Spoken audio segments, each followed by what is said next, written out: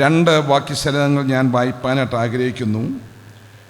യോഹന്നാന്റെ സുവിശേഷം 1:9. ഏതൊരു മനുഷ്യനെയും പ്രകാശപൂരിതമാക്കുന്ന യഥാർത്ഥ പ്രകാശം ലോകത്തിലേക്ക് വരികയായിരുന്നു. യോഹന്നാന്റെ സുവിശേഷം 8:12. I am the light of the world. ഞാൻ ലോകത്തിൻ്റെ വെളിച്ചമാകുന്നു. ഈ വാക്യത്തെക്കുറിച്ചൊന്നും വിശദീകരിക്കാനായിട്ട് സമയമില്ല. നവോത്ഥാനം എന്നുള്ളതായ വാക്ക് നമ്മൾ ചിന്തിക്കുമ്പോൾ ഈ രണ്ട് വാക്യങ്ങളും നമ്മുടെ ഹൃദയത്തിലേക്ക് കടന്നു വരേണ്ടിയിരിക്കുന്നു. ആദ്യമായിട്ട് ഞാൻ പറഞ്ഞോളട്ടെ, ഏതാണ്ട് BC 30 ഒരു പ്രസംഗം നടന്നു. ക്രിസ്തുവിന് മുമ്പ് 30 യേശു ക്രിസ്തു ജനിക്കുന്നതിന് ഏതാണ്ട് 26 വർഷങ്ങൾക്ക് മുമ്പ്, ഏതാണ്ട് ഇന്നത്തെ ലോകത്തിലെ തിരഞ്ഞെടുക്കപ്പെട്ടതായ ഏറ്റവും പ്രഗത്ഭമായ 150 പ്രസംഗങ്ങളിൽ ഒന്നായിരുന്നു ആ പ്രസംഗം. ഇന്ത്യക്കാരായ മഹാത്മാഗാന്ധിയുടെയും മാത്രമല്ല ജവഹർലാൽ നെഹ്റുവിൻ്റെയും ചില പ്രസംഗങ്ങൾ അതിനകത്ത്, ഓരോ പ്രസംഗങ്ങൾ അതിനകത്തുണ്ട്. പക്ഷേ ലോക നേതാക്കന്മാരുടെയൊക്കെ പ്രസംഗങ്ങളാണ് അതിൽ കാണുവാനായിട്ട് സാധിക്കുന്നത് ആ പുസ്തകത്തിൽ. അതിൽ ഈ ക്രിസ്തുവിന് മുമ്പ് 30ാമത്തെ വർഷത്തിൽ നടത്തിയതായ പ്രാസംഗികൻ മാർക്ക് ആന്റണിയായിരുന്നു. ജൂലിയസ് സീസറിനെ വളരെ വിദഗ്ധമായ രീതിയിൽ ബ്രൂട്ടസ് വഴി കൊലപാതകം ചെയ്ത ശേഷം സാധാരണ രാഷ്ട്രീയ നേതാക്കന്മാർ ചെയ്യുന്ന പോലെ ഒന്നും അറിയാത്തവനായിട്ട് അവിടെ കടന്നു വന്നു. തൻ്റെ അടക്കത്തിന് കടന്നു പറയുകയാണ്, comrades, ladies and gentlemen, I did not come here to praise Julius Caesar. വേറൊരു വാചകം പറഞ്ഞു, ഞാനിവിടെ അത് ഉപയോഗിക്കാൻ ആഗ്രഹിക്കുന്നില്ല. ഞാനിന്നിവിടെ കടന്നു വന്നിരിക്കുന്നത് ദേവച്ചാനെ സ്തുതിപ്പാനായിട്ടോ ദേവച്ചാനൻ്റെ ആ മഹത്വത്തെ ഒന്ന് പറയുവാനായിട്ടോ ഘോഷിക്കുവാനല്ല. പല കാര്യങ്ങൾ പറയുണ്ടായി. എന്നാൽ ദേവച്ചാനെ എങ്ങനെയാണ് കഴിഞ്ഞ ദശാബ്ദങ്ങളായിട്ട് ദൈവം എങ്ങനെ ഉപയോഗിക്കുന്നു, മാത്രമല്ല തൻ്റെ നവോത്ഥാന ആ അറിവിൽ താൻ എങ്ങനെ പങ്കാളിയായി തീർന്നു, ആ അറിവ് എങ്ങനെ മറ്റുള്ളവർക്ക് പകുത്തു കൊടുത്തു. പ്രത്യേകമായിട്ട് നവോത്ഥാന ആ നായന്മാർ എന്നുള്ള പുസ്തകവും സഭ 20ാം നൂറ്റാണ്ടിൽ കൂടെ എന്നുള്ള പുസ്തകവും എൻ്റെ ഹൃദയത്തിലേക്ക് ധാരാളമായിട്ട് കടന്നു വരുന്നു. നവോത്ഥാനം എന്നുള്ള വാക്ക് അത് ഏതാണ്ട് 15ഓ 16ഓ നൂറ്റാണ്ടിന് ശേഷമാണ് ചരിത്രകാരന്മാർ റിനൈസൻസ്, റിഫർമേഷനല്ല, നവീകരണമല്ല, റിനൈസൻസ്, നവീകരണത്തിന് മുമ്പുള്ളതായ ചില കാലയളവിലെ കാര്യം റിനൈൻസ്, ആ കാലയളവിനെ ദ ഏജ് ഓഫ് എൻലൈറ്റൻമെൻറ്റ്, മാത്രമല്ല റിനൈസൻസ്, ഏജ് ഓഫ് റിനൈസൻസ് എന്ന പേര് ഇട്ടെങ്കിലും അത് തുടങ്ങുന്നത് 14ാം നൂറ്റാണ്ടിലായിരുന്നു. ആ റിനൈസൻസിലേക്ക് ലോക ചരിത്രം വന്നു ചേരുവാനായിട്ട് എങ്ങനെയായി എന്നുള്ള ഒരു വാക്ക് പറഞ്ഞുകൊണ്ട് നവോത്ഥാന നായന്മാരെക്കുറിച്ച് താൻ പറഞ്ഞിരിക്കുന്ന കാര്യത്തിൻ്റെ അന്തസത്തയിലേക്ക് പോകാനായിട്ട് ആഗ്രഹിക്കുകയാണ് ചെയ്യുന്നത്. നമ്മൾ ഈ കാര്യം മനസ്സിലാക്കണമെങ്കിൽ ലോക ചരിത്രം പഠിക്കണം.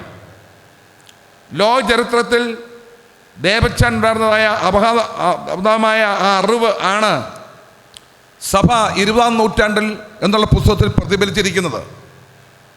നാം ഒരു കാര്യം ഓർക്കണം,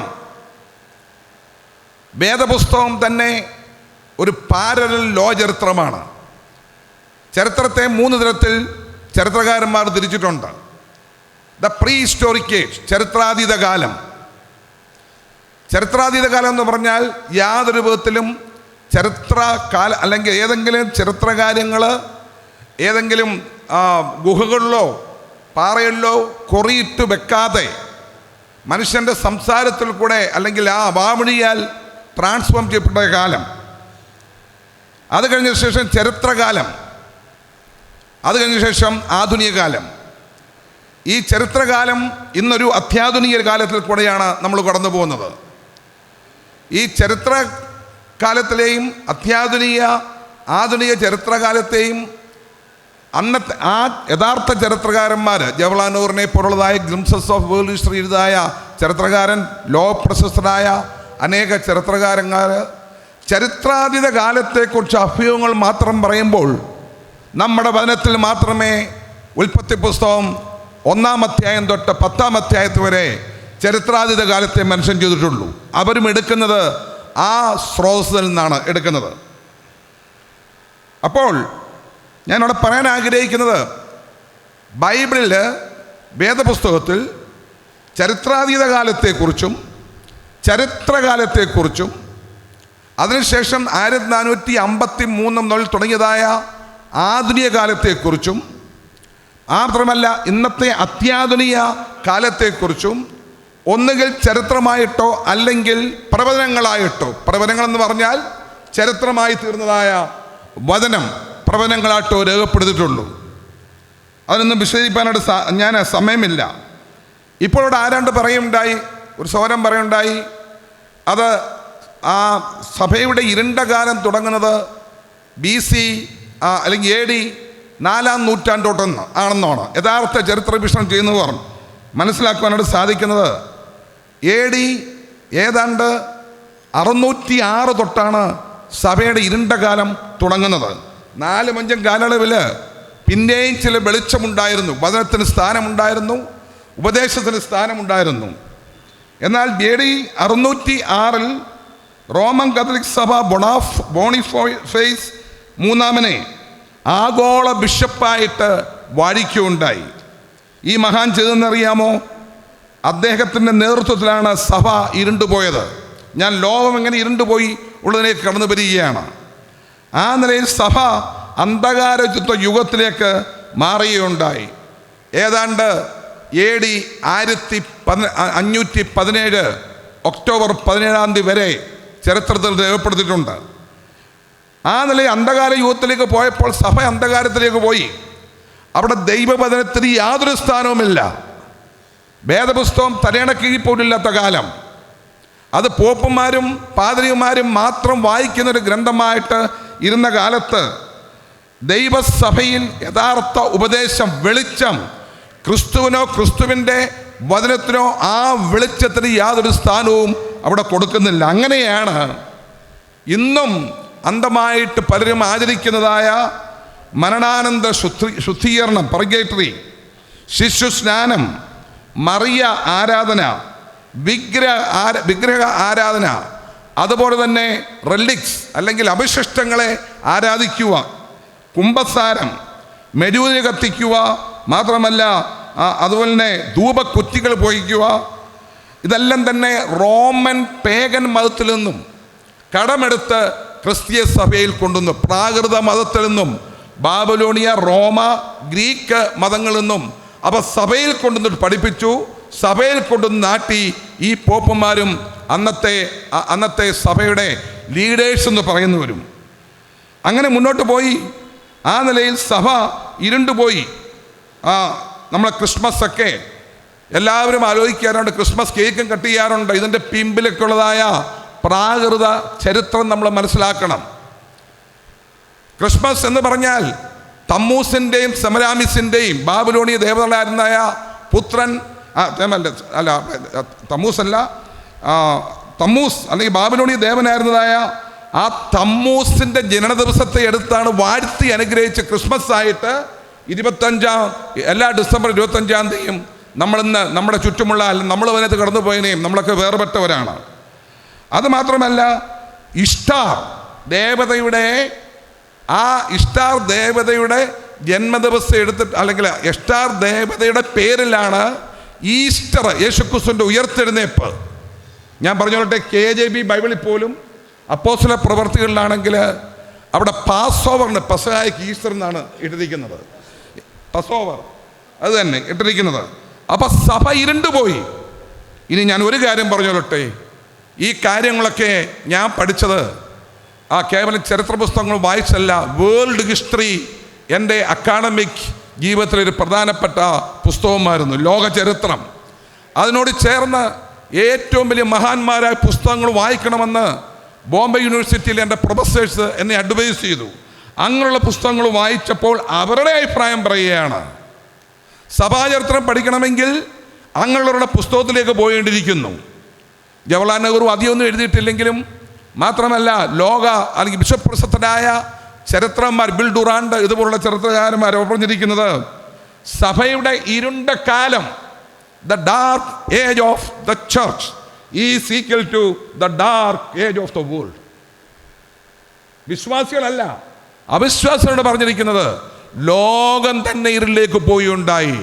ലോകത്ത് വെളിച്ചമില്ല, ക്രിസ്തുവോടെ പ്രകാശിച്ചില്ല, ക്രിസ്തുവിൻ്റെ വചനത്തിന് സ്ഥാനം കൊടുക്കാതെ പോയാണ്. ഞാൻ ഇപ്പോഴും ഒരു കാര്യങ്ങൾ, നമ്മൾ ഏതിൽ നിന്നും ചരിത്രം നമ്മൾ എടുക്കുമ്പോൾ പാഠങ്ങൾ ഉൾക്കൊള്ളണം.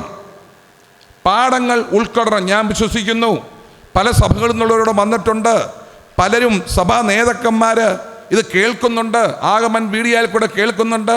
ഞാനൊരു കാര്യം മുന്നറിയിപ്പായിട്ട് പറഞ്ഞുകൊള്ളട്ടെ. ഒരു കാര്യം പറയുന്നു, നമ്മുടെ സ്ഥലസഭകളിൽ വളരെ ഭാരത്തോട് പറയുകയാണ്, ഇന്ന് പ്രസംഗങ്ങൾക്ക് സ്ഥാനമുണ്ട്, പ്രബന്ധങ്ങൾക്ക് സ്ഥാനമുണ്ട്, ചരിത്രത്തിന് സ്ഥാനമുണ്ട്. യൂറോഡ് ചായം പറഞ്ഞ പോലെ ചരിത്രം നമ്മൾ പലരെയും വാഴ്ത്തും.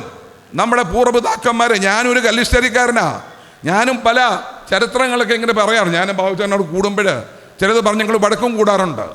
ഏതായാലും ഞാൻ ഒരു കാര്യം പറയുന്നു, പ്രാദേശിക സഭകളിൽ ഉപദേശം പഠിപ്പിക്കുന്നില്ലെങ്കിൽ, പ്രാദേശിക സഭകളിൽ ഉപദേശം ദൈവവചനത്തിന് സ്ഥാനമില്ല എങ്കിൽ, പ്രസംഗങ്ങളൊക്കെ വേണം, പക്ഷേ doctrine of the word of God, didache പഠിപ്പിക്കുന്നില്ലെങ്കിൽ ആ സഭകൾ ഇരുണ്ടു പോകും.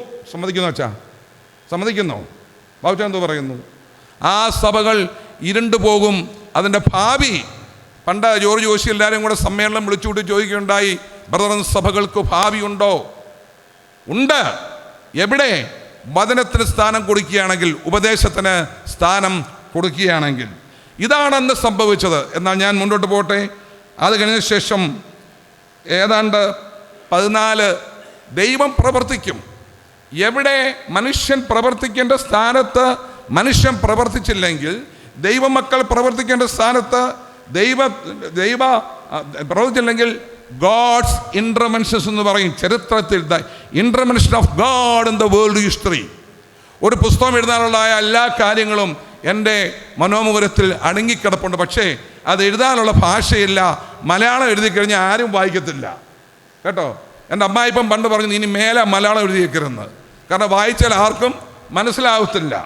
എന്നാൽ എനിക്ക് ആഗ്രഹമുണ്ട് ആ ഒരു പുസ്തകം അത് ചോല ചരിത്രവുമായിട്ട്. അപ്പോൾ നമ്മൾ വായിക്കുമ്പോൾ ദൈവം ഇടപെട്ടു. 1453 ഒട്ടോമൻ ടർക്കികൾ, ഈസ്റ്റേൺ റോമൻ സാമ്രാജ്യം, ബൈസന്റൈൻ എംപയറിൻ്റെ കേന്ദ്രമായിരുന്നതായ എല്ലാ സൗകര്യങ്ങളുമുണ്ട്. പോപ്പുമാരാണെങ്കിൽ വളരെ ഉല്ലാസത്തെ കഴിയുന്ന സമയം. അതിനുശേഷം അന്നത്തെ കാലത്താണെങ്കിൽ ഈ സഭകൾ ഇരുണ്ടുപോയി. ഇരുണ്ടുപോയ സമയത്ത് ദൈവം ഇടപെട്ടു. ഒട്ടോമോൺ ടർക്കികളെ, ഇസ്ലാമിക് ടർക്കികളെ അവിടേക്ക് അയച്ച് കോൺസ്റ്റന്റിനോപ്പിൾ സകല ദുർമാർഗങ്ങളുടെയും സകല ദുരുപദേശങ്ങളുടെയും കേന്ദ്രമായിരുന്നതായ ആ കോൺസ്റ്റാന്റിനോപ്പിൾ, ഇന്നത്തെ ഇസ്താംബൂൾ, ആക്രമിച്ച് കീഴടക്കി. ദൈവത്തിൻ്റെ ഇടപെടൽ ആണെന്ന് ഞാൻ വിശ്വസിക്കുന്നു. എന്ത് സംഭവിച്ചെന്നറിയാമോ? നവോത്ഥാനത്തിൻ്റെ ആരംഭമായിരുന്നു. അതുകൊണ്ടാണ് ഞാൻ ഇത്രയും കാര്യങ്ങൾ പറഞ്ഞത്. ക്ഷമിക്കണം. ഒരു കാര്യം സ്ഥാപിക്കണമെങ്കിൽ ചരിത്ര പശ്ചാത്തലം വേണം. അന്ന് അവിടെ ഉണ്ടായിരുന്നതായ പണ്ഡിത ലോകം, ബൗദ്ധിക ലോകം, പല രംഗങ്ങളിൽ, ശാസ്ത്രീയ രംഗങ്ങളിൽ, മറ്റുള്ളതായ അറിവിൽ ഉണ്ടായിരുന്നതായ ബൗദ്ധിക ലോകം മധ്യ യൂറോപ്പിൻ്റെയും ഈസ്റ്റേൺ യൂറോപ്പിൻ്റെയും പല ഭാഗങ്ങളിലേക്ക് ദേ വെന്റ് ഓൺ ഡയസ്പോര. അവിടുന്ന് ചിതറിപ്പോയി മധ്യ യൂറോപ്പിലും അവിടെയെല്ലാം താമസിക്കുകയുണ്ടായി. അന്ന് തൊട്ട് it was the beginning of enlightenment. അവരവിടെ ചെന്നപ്പോൾ അവർക്ക് സ്വാതന്ത്ര്യം ലഭിക്കുകയുണ്ടായി. സ്വാതന്ത്ര്യം ലഭിച്ചപ്പോൾ അവർ ഫ്രീ തിങ്കിങ്, എന്താണ് ഫ്രീ തിങ്കിങ്? സ്വതന്ത്ര ചിന്താഗതിയിലേക്ക് എത്തിച്ചേരുകയും തന്മൂലം എന്നറിയാമോ, ശാസ്ത്രീയമായിട്ടുള്ള ആദ്യത്തെ കണ്ടുപിടുത്തങ്ങളൊക്കെ കണ്ടുപിടിച്ചു. തത്വശാസ്ത്രപരമായിട്ടും വളരെ മാറ്റം അവിടെ ഉണ്ടായി. ലോകം വെളിച്ചം കാണുകയായിരുന്നു. പക്ഷെ അതിന് കാരണമുണ്ട്. സെക്യുലർ ചരിത്രകാരന്മാർ പലപ്പോഴും അവഗണിക്കുന്നതായ കാര്യമാണ്. 1456 ഗുട്ടൻബർഗ് അവിടെ ഒരു പ്രിന്റിംഗ് പ്രസ്, ആദ്യത്തെ പ്രിന്റിംഗ് പ്രസ് കണ്ടുപിടിച്ചു. അവിടെ അച്ചടിച്ചത് 3-ാം നൂറ്റാണ്ടിൽ ജെറോം പിതാവ് എഴുതി വെച്ചതായ ലാറ്റിൻ വൾഗേറ്റ് ബൈബിള് 2 വോളിയൂംസായിട്ട് അത് പബ്ലിഷ് ചെയ്യുന്നുണ്ടായി. രാവിലെ ചില കാര്യങ്ങൾ ഞാൻ ബാബുച്ചാൻ നാട്ടിലുള്ളതുകൊണ്ട് ചോദിച്ചു, അതേമാതിരി ഇതിനകത്തൊക്കെ പണ്ഡിതന്. അങ്ങനെ എന്ത് സംഭവിച്ചറിയാമോ? ദൈവവചനം വായിച്ചു തുടങ്ങി, ഡിസ്ട്രിബ്യൂട്ട് ചെയ്ത് തുടങ്ങി. അതിന് മുമ്പ് തന്നെ AD 600 ആംഗ്ലോ സാക്സൺ ഭാഷയിൽ ചില ഭാഗങ്ങളൊക്കെ അന്ന് ട്രാൻസ്ലേറ്റ് ചെയ്തിട്ടുണ്ടായിരുന്നു. എന്നാൽ ഒരു പൂർണ്ണ ബൈബിൾ എഴുതപ്പെട്ടത് അല്ലെങ്കിൽ പ്രിന്റ് ചെയ്തത് അന്നായിരുന്നു. ഇത് സർക്കുലേറ്റ് ചെയ്തു സമൂഹങ്ങളിലേക്ക്, യൂറോപ്പിലേക്ക്, വിവിധ ഭാഗങ്ങളിലേക്ക് അത് സർക്കുലേറ്റ് ചെയ്തു. അങ്ങനെ ഏതാണ്ട് 1500 ഈ ബൈബിൾ ആരുടെ കയ്യിലെത്തി? മാർട്ടിൻ ലൂതറിൻ്റെ കയ്യിലെത്തി. അങ്ങനെയാണ് മാർട്ടിൻ ലൂതർ ദൈവവചനം പഠിച്ച ശേഷം വിശ്വാസത്താലുള്ള നീതീകരണം എന്നുള്ളതായ ആ ചരിത്രപരമായ ആ ദൈവശാസ്ത്ര ജംഗ്ഷനിലേക്ക് കടന്നു വരികയും 1517 ഒക്ടോബറിൽ 17-ാം തീയതി വിറ്റംബർഗ് ദേവാലയത്തിൽ അവിടെ എന്ത് സംഭവിച്ചെന്നറിയാമോ? 95 തീസിസ് എഴുതിയിട്ട് കത്തോലിക്ക സഭയെ ചോദ്യം ചെയ്തു. ആ ഗട്സ് ഒന്ന് ഓർത്തേ ബാബുച്ച, അന്നത്തെ കാലയളവിൽ. ഇന്ന് ഉപദേശം തുറന്നു പറയാനായിട്ട് കഴിവില്ലാത്ത നമ്മുടെ മുമ്പിൽ ഒരു പാഠമാണ് കേട്ടോ. യഥാർത്ഥ സുവിശേഷവും അവിടെ ചോദ്യം ചെയ്തു. അന്ന് തൊട്ടാണ് റിഫർമേഷൻ മൂവ്മെൻറ്റ് തുടങ്ങുന്നത്, നവീകരണം, റെനേൻസിൻ്റെ. പിന്നീടുള്ള ചരിത്രം വായിക്കുന്നവർക്കറിയാം. ഞാനത് കാണാതെ പറയാം. നവീകരണത്തിന് ശേഷം നമുക്ക് കാണുവാനായിട്ട് സാധിക്കുന്നത് ഇൻഡസ്ട്രിയൽ റെവല്യൂഷൻ അല്ലെങ്കിൽ വ്യവസായ വിപ്ലവത്തിന് ശേഷം പിന്നീട് വരുന്ന കൊളോണിവൽക്കരണം. കോളനികളിലേക്ക് അവരുണ്ടാക്കുന്നതായ വ്യവസായം ഉൽപ്പന്നങ്ങളുമായിട്ട് അവർ കടന്നുപോയി. ഇന്ത്യയിലെ പോലെ രാജ്യത്തു നിന്നും ഇവിടെ നിന്നും അസംസ്കൃത വസ്തുക്കൾ അവിടെ കൊണ്ടുപോവുകയും തിരിച്ച് അവിടെ നിന്നും അത് തിരിച്ചിവിടെ ഇമ്പോർട്ട് ചെയ്ത് വിൽക്കുകയും ചെയ്തു. ഇതിനെക്കുറിച്ച് ഞാൻ കേരള യൂണിവേഴ്സിറ്റിയിൽ അന്ന് 11th and 12th അവിടെ പഠിച്ചിട്ടുള്ളൂ. അന്ന് വേൾഡ് ഹിസ്റ്ററി പഠിച്ചപ്പോൾ എൻ്റെ പ്രൊഫസർ റേച്ചൽ അബ്രഹാം ടീച്ചർ ഞങ്ങളുടെ ക്ലാസ്സിൽ പറയുന്നോർക്കുന്നുണ്ട്. എന്താണെന്നറിയാമോ? ഒരു ചരിത്രകാരൻ രേഖപ്പെടുത്തിയിരിക്കുന്നത് ഇങ്ങനെയാണ്: the Britishers came to, British കോളനികളായിരുന്നല്ലോ നമ്മുടെ ഇന്ത്യ.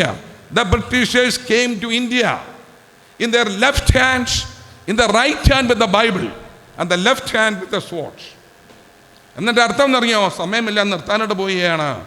അവർ ബൈബിളുമായിട്ട് വന്നു, സുവിശേഷമായിട്ട് കടന്നു വന്നു.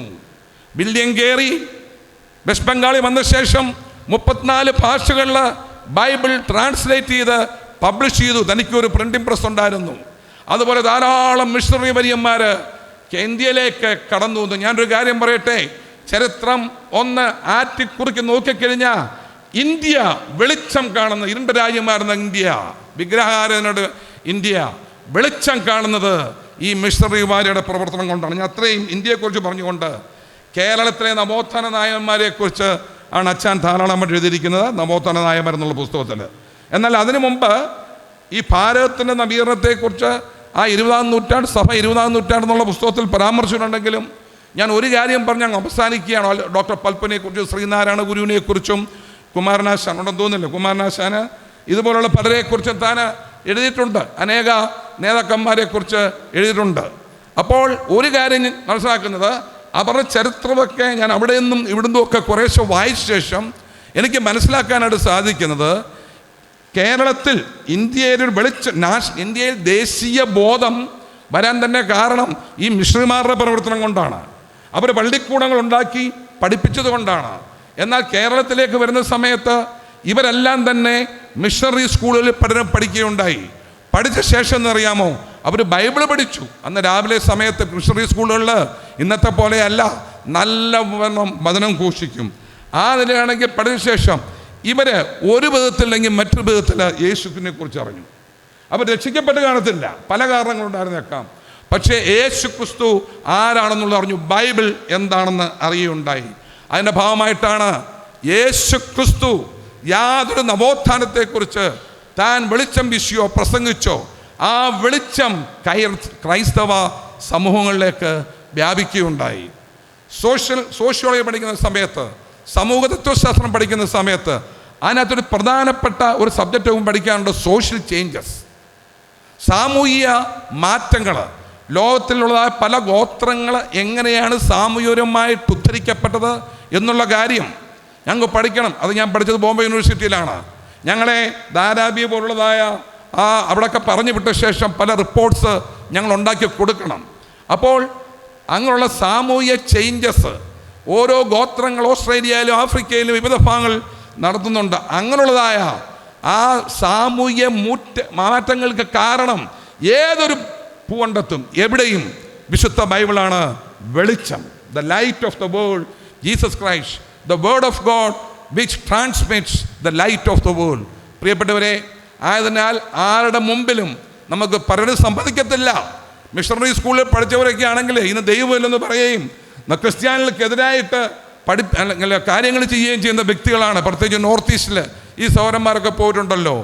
ഏതായാലും ലോകത്തിൻ്റെ വെളിച്ചമായ ക്രിസ്തു ഭാരതത്തിലേക്ക് CMS മിഷണറി മേഖല കടന്നു വരികയും ഏബ്രഹാം മൽപ്പനെ പോലുള്ളതായ ആ ദൈവദാസന്മാർ അവരുടെ ക്ലാസ്സുകൾ, വിശ്വാസത്തിലുള്ള നീതീകരണം, ഈ വിഷയങ്ങളൊക്കെ പഠിക്കുകയും ഇന്ത്യയിലെ കേരളത്തിലെ സഭകൾ തന്നെ നവീകരിക്കപ്പെട്ടതായിട്ട് കാണുവാനായിട്ട് സാധിക്കും. ആ നിലയിൽ ഏബ്രഹാം മൽപ്പാൻ ഒരു നവീകരണ കർത്താവെന്ന് ഞാൻ പറയത്തില്ല കേട്ടോ, ക്ഷമിക്കണം. പലരും പറയുന്നുണ്ട് ക്രിസ്ത്യാനിറ്റിയുടെ നവീകരണ കർത്താവാണ് ഏബ്രഹാം മൽപ്പാൻ.